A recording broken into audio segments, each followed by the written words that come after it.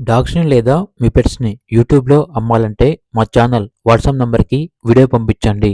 అలాగే ఛానల్‌ని ఇంతవరకు సబ్స్క్రైబ్ చేయకపోతే సబ్స్క్రైబ్ చేయండి. Hi friends, welcome to our channel.